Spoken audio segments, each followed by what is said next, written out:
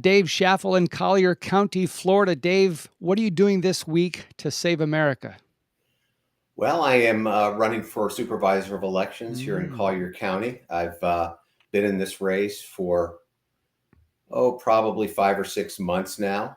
Uh, I am running as the verification candidate. Mm. I'm running as the technology candidate. I have 40 years of technology experience. And Here we since the go. 2020, yeah, go ahead, No, Dave. I was going to say that's a hot button issue for a lot of people right Yeah, there. The it technology is. side of things. Yeah.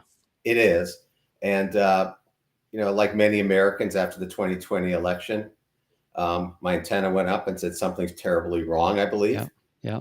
And I started researching and using my technology background to examine public information, including the voter rolls and count vote records, which is public information after the election.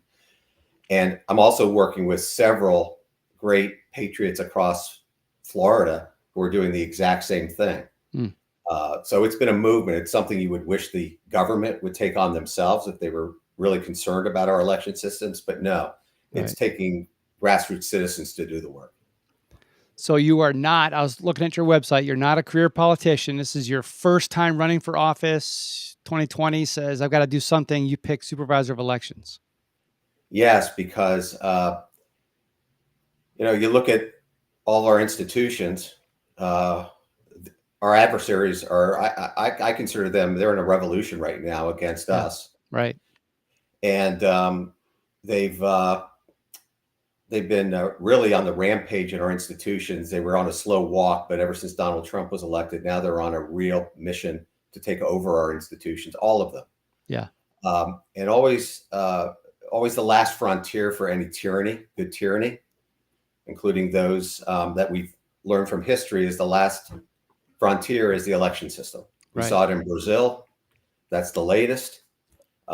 These people have no morals, Right. and their last frontier is to corrupt and to seize the election system. And in my opinion, that's what's taking place right now.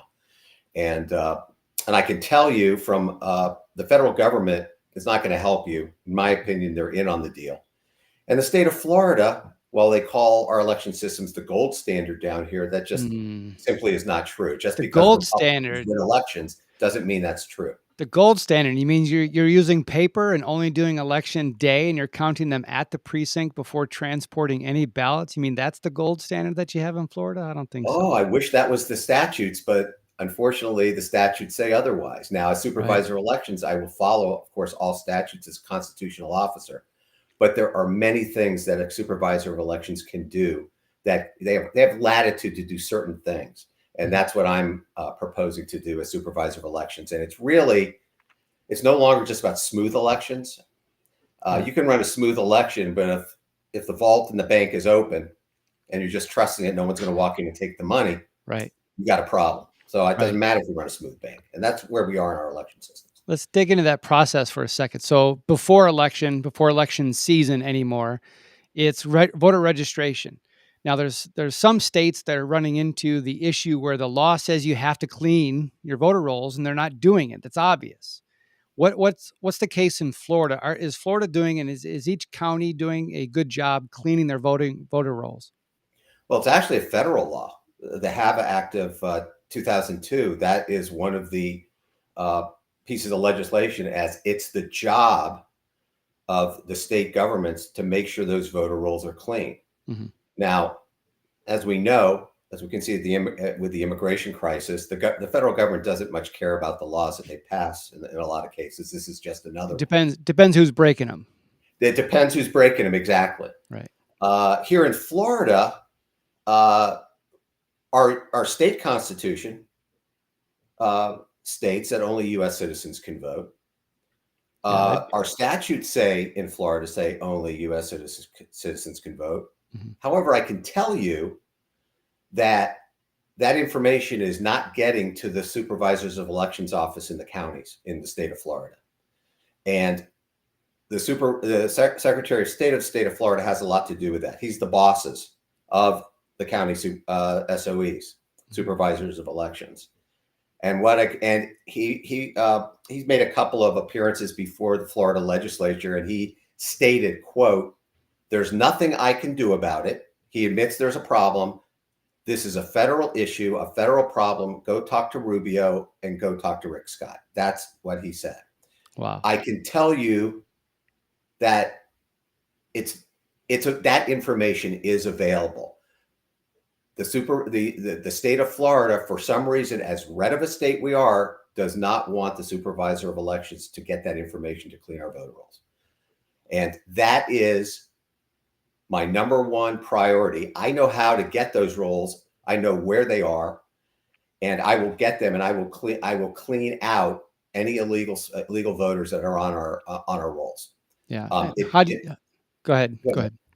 I was gonna No, say, how do you define clean? What's the criteria? Is it, well, look at change of you have, address and obviously it's the ones we've talked about in the past. You have dead people who are on the rolls.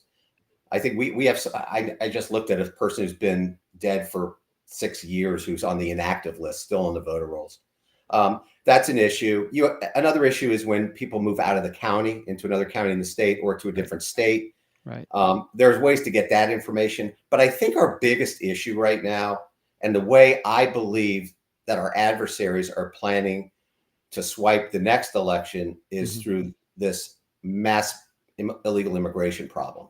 Yes. The Biden administration is out there advertising how to get how to register to vote, and I can tell you it is so easy through social services, Right. as long as you have your court date, to get to receive uh, uh, the instructions on how to vote. The federal government right now is entrapping illegal aliens. Yeah. They may not know it's illegal to vote, but the federal government's not telling them, and this is all being done by this regime, and and it is in violation of the United States Constitution, and here in Florida, the Florida Constitution. Uh, the reason they have the loophole is that in the I think in the HAVA Act, it's required that social services present, as long as they receive federal funds, that they present a registration or the ability to register to vote. So you have that conflict in law that this regime is taking advantage of to enlist what Yeah. they believe are their supporters to vote. So that's the kind of the long-winded answer to your question. Do you follow True the Vote? Are you familiar with them? I Either do. I've met Houston? Catherine Engelbrecht. Yeah. Yes, and I have met. She's a friend. She's wonderful. And she's been out there, and actually was just on Tucker talking about, she found buried in some federal statute, something to the effect of, and correct me if I'm wrong, tell me exactly how this goes. Like, if someone who's here illegally tries to vote and on election day they felt or they believed that they were a citizen, then you can't question it. I mean, are you serious? I, I saw the interview with Tucker. Yeah. I wasn't aware of that until she brought that up. But it's yet another one of the conflicting laws or statutes on the books. Yeah. Just like the one I mentioned, where social services has to, by federal law, offer the ability to register. Right. But it says nothing about who. There's no cutout for just U.S. citizens, even though our Constitution says so. Right. So there are all of these backdoor loopholes that our adversaries are using to get these illegal citizens on the rolls. And I believe a lot of this illegal immigration has a lot to do with trying to cement power. They are by far not popular. Most people, despite what the media tells you, most people don't support that side. They have to try to repopulate their voter base, and that's Absolutely, the way because in the arena of ideas, when you actually debate and use common sense and try to convince people that your way is better than others, the left and all of their policy decisions are disastrous. They cannot win in the arena of ideas. They can't convince any more Americans to believe their communist beliefs, if you will. They've got to bring in a whole slew. It's it's almost like that replacement theory, but it's and actually the crazy part, when they're coming into Texas and Abbott and these others are shipping them off, busing them to blue states to show them. The other issue is they shouldn't be sending them to blue states, because they're going to use that in the census to count people for representation. So as all the people are leaving Illinois, leaving California, leaving New York. They're going to lose representation in Washington, D.C., but they're going to be Yes. replaced by illegals if we don't fix the census. That is correct. This is my number one issue in this race, and this really isn't a technology issue. It's partly because if I can get the data, I can easily cross-reference the Right. voter rolls and identify these people. But this is the issue that most of my constituents identify with.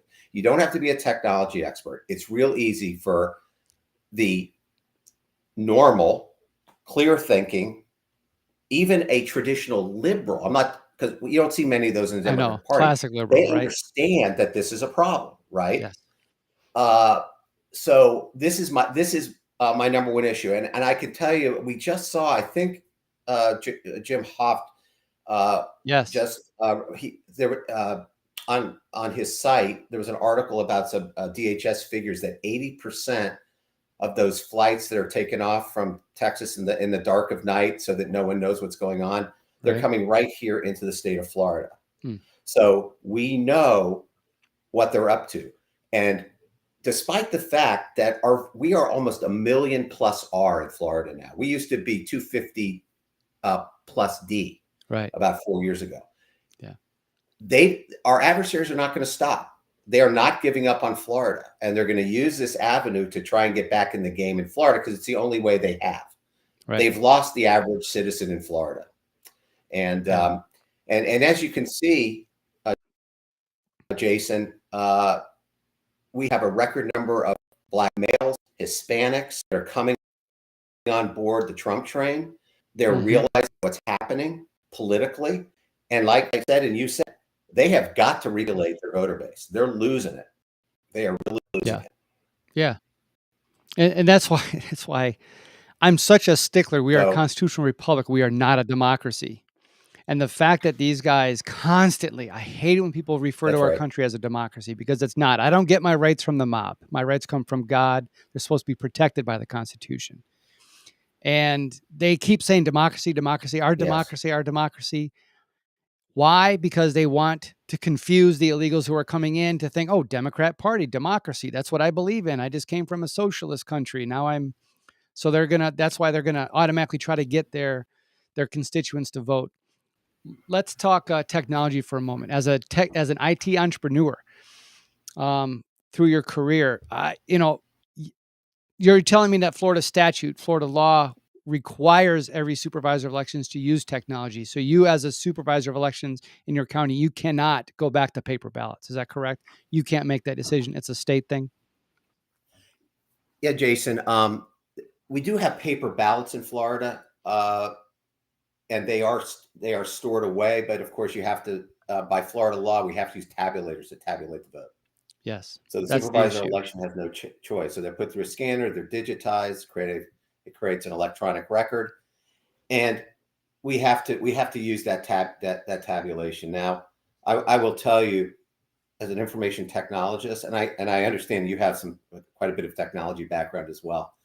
Uh, we do risk assessments in our business, and I have been looking at the tabulators. I've been looking at the voter rolls. I've been looking at the election infrastructure. And I will tell you right now, there's far too much risk in the technology to support our election infrastructure. So because of that risk, I've made a commitment to, while within the statute, not violating any statutes, my commitment is to hand count the ballots, not to certify an election. Our elections must be certified by tabulator, but I will hand count ballots, Hmm. at least at a minimum, a statistically significant number of ballots. The current Florida law is way, way substandard as far as the post-election audit. So Right. I'm committed to hand counting ballots, and if everything turns out fine, that's great. Our voters in Collier County can be assured that their election is being counted correctly. I come across so many people who do not trust the tabulators. They think we run a smooth election, but are the results Yeah. clear? Yeah, that's where I'm at. I'm glad to hear that you would do everything you can, obviously within the laws, but I think you would probably, or I would encourage you to champion the effort statewide to go to your state legislature to say, look, guys, we've got to move that needle back to something that is trustworthy. Because right now, my biggest concern is our election battle that we see even in the courts, it's become my experts versus your experts. And, we learned that in COVID. Just because they have a white lab coat on and a stethoscope around their neck, a certificate on the wall, doesn't mean you can believe them. That's right. And so what is it? My expert versus so at a court of law when they're testifying, is it, oh, he's got a nicer suit than that guy? I mean, how does an average Joe participate in verifying this process when who do you believe? Because I can't read ones and zeros and know what's going on.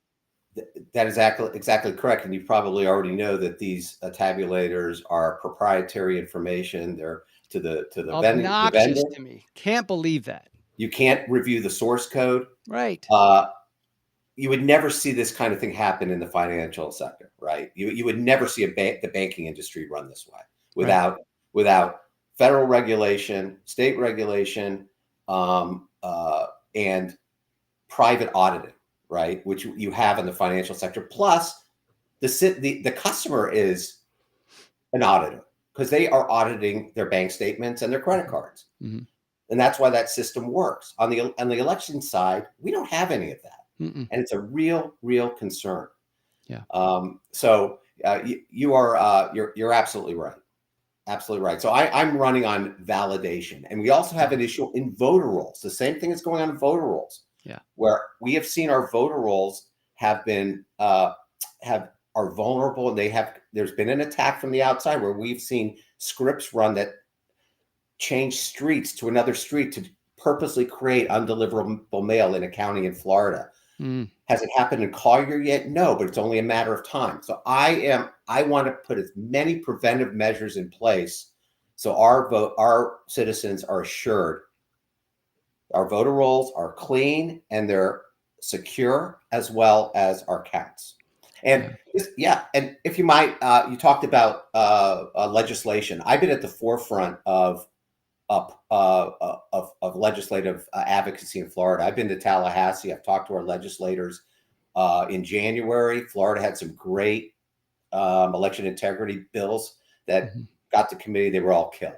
The Republican legislature was not interested in election integrity bills. So as Supervisor of Elections, I will continue to push, for example, giving the supervisor the option to hand count or use tabulators. That's just an example of one. Right. That's outstanding, because I know that there's a lot of investigations still ongoing, and I know there's a lot of crazy information still to come out before Election Day. Somebody that I watched on a video the other day, who's been at the forefront of this, promised before Labor Day that a lot of the material that they have will be brought forth. I don't understand the Republican Party not doing everything they can and championing this issue, especially in Florida. They're what? Hey, look, we're a red state. We don't need to, let's not shake anything up. Are they being protective? I mean, just because you're a Republican, of which I am one, but I am not I would consider myself an America First Republican. Right. Just because you're a Republican doesn't mean you like the game. Yeah. It doesn't mean that. And just because our governor, who I like, won by 21 points does not mean we don't have problems. It should not be, we own the state, we're the gold standard. Yeah. It has, and frankly, if a Democrat legitimately wins an election in Collier County, all power to him. Yeah. I wouldn't agree with him, but that wouldn't be my job. That's what I want. I want fair elections, whatever the result is. Yes. And that's my goal. And if I could just say one thing about the citizenship thing. On the judicial side in Florida, our judges are very, very strict when it comes to jury selection. They will not allow a non-citizen to be on juries. How do they know who's a citizen and is not a citizen, Jason? You know how I know? Because they get the information from the Department of Motor Vehicles, who has that information. And non-citizens are kept off the rolls. Now, my question to you, if this is a rhetorical question to you, why on the executive side don't we see the same urgency? Right. The same information is available from the Department of Motor Vehicles. By statute in Florida, the Supervisor of Elections has the right to ask the Department of Motor Vehicles for that information. but our Secretary of State is saying he can't get it. But I know the clerk of the courts in the counties in Florida are getting it. I think there's a little bit of a problem. We need to know what's going on there and why the state of Florida does not want to provide that information to its supervisor. Right. Was I started to receive mail to 3 to 4 names that I don't know who they are over the last several months. Like one from the VA, bank offers, stuff like that. And so when I early voted, I went to the Supervisor of Elections office and I had them, and I encourage everyone to do this, ask them, who is registered to vote at my house? A lot of times, a lot of people say, hey, you should check to make sure your family's registered. But I want to know who else is registered at my Yeah. address. And Yeah. so I had them look it up. Now, one of the names was a person who owned the house last time. We bought the house over a year ago, but he's still registered at the house. The other 3 names, I have no idea who they are. So I had them remove them. That's unbelievable. It's a problem. Yeah. It's a problem. Huge problem. In Collier County, we see homes look at is how many homes have more than 6 or 7 residents. Yes. And we see that. Why? Why do they have 6 or 7 residents that are registered to vote? There's empty a lots. lot of things we look at. Empty lots. And I can tell you some of these addresses that these folks register with are not residential addresses or commercial addresses. They're done for the purpose of harvesting ballots into a specific commercial box. Right. And that's not even talking about what's happening at the United States Postal Service. So this whole vote by mail thing is is another animal entirely, and that's also a real problem. Yes.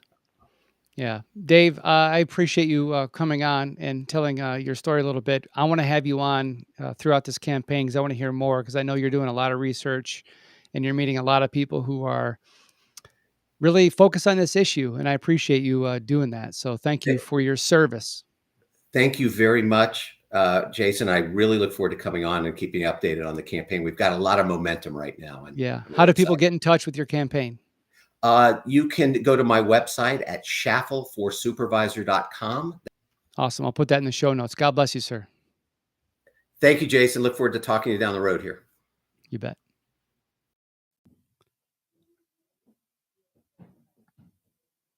This segment brought to you by the Remembrance Project, theremembranceproject.org.